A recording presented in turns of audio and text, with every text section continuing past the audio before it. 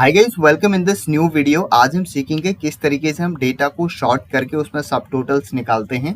पिछली वीडियो में हमने सीखा था हम किस तरीके से डेटा को शॉर्ट करते हैं, कस्टम सॉर्ट का यूज करते हैं, कस्टम लिस्ट का यूज करके हम डेटा को किस तरीके से शॉर्ट करते हैं।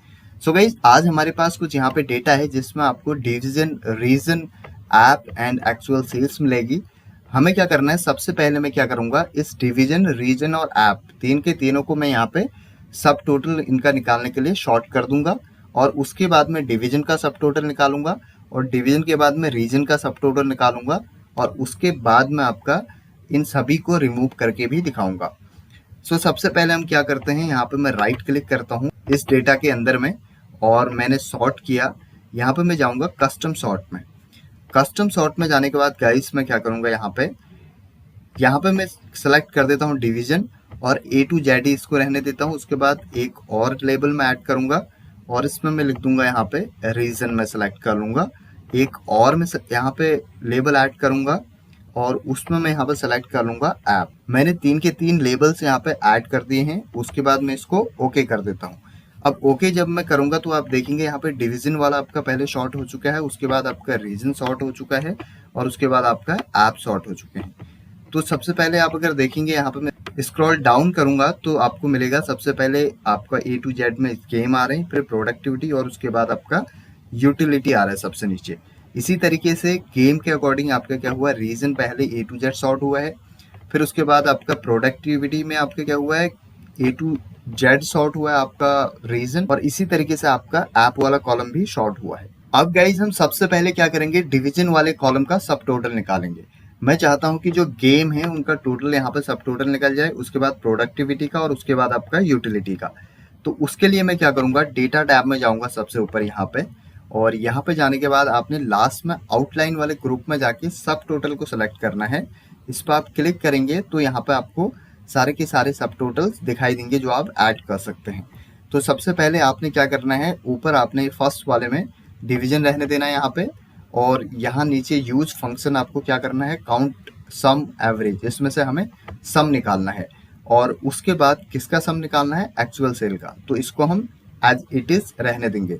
उसके बाद नीचे देखिए रिप्लेस करंट सब टोटल्स, इसका मतलब है ऑलरेडी अगर सब टोटल्स हैं, क्या आप उनको रिप्लेस करना चाहते हैं, तो हमारे पास नहीं है तो हम इसको टिक रहने देंगे। उसके बाद समरी बिलो डेटा, यानी कि जो आपके सब टोटल्स आएंगे वो आपके डेटा के नीचे शो होंगे। तो इन दोनों को ही मैं टिक यहाँ पे रहने देता हूँ और उसके बाद मैं करूंगा ओके। तो अब आप देखेंगे यहाँ पे इसने सब टोटल्स ऐड कर दिए हैं ऑलरेडी।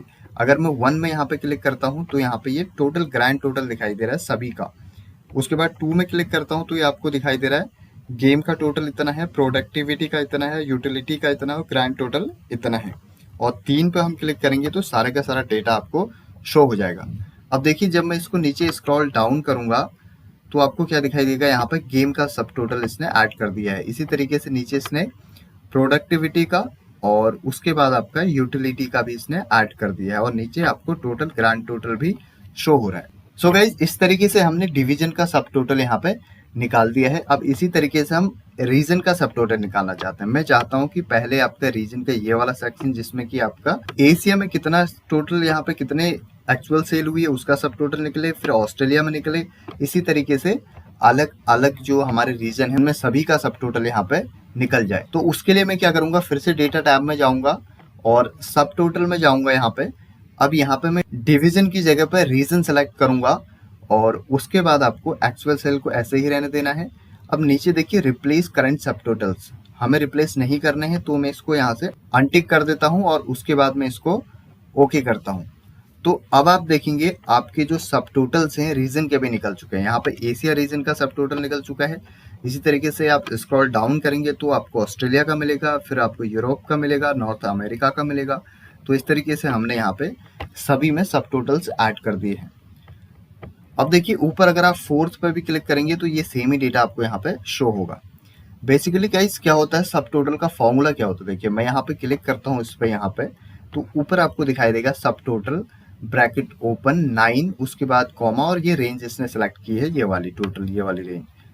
तो यही होता है सब टोटल का फॉर्मूला। अब ये 9 क्या है, यहाँ पे देखिए 9 का मतलब अगर मैं इसको यहाँ से रिमूव कर देता हूँ तो आपको दिखाई देगा काउंट, एवरेज, ये सारे के सारे फंक्शन है। इसमें से आप क्या निकालना चाहते हैं। देखिए 9th नंबर पे है सम। अगर आप यहाँ पे मैन्युअली 9 लिख देंगे तो यहाँ पे आपको सम करके दे देगा। यहाँ पे हमें फंक्शन लगाने की जरूरत नहीं पड़ी, ऑटोमेटिकली हम डेटा टैब में सब टोटल में गए और इसने सब टोटल हमें यहाँ पे निकाल के दे दिया।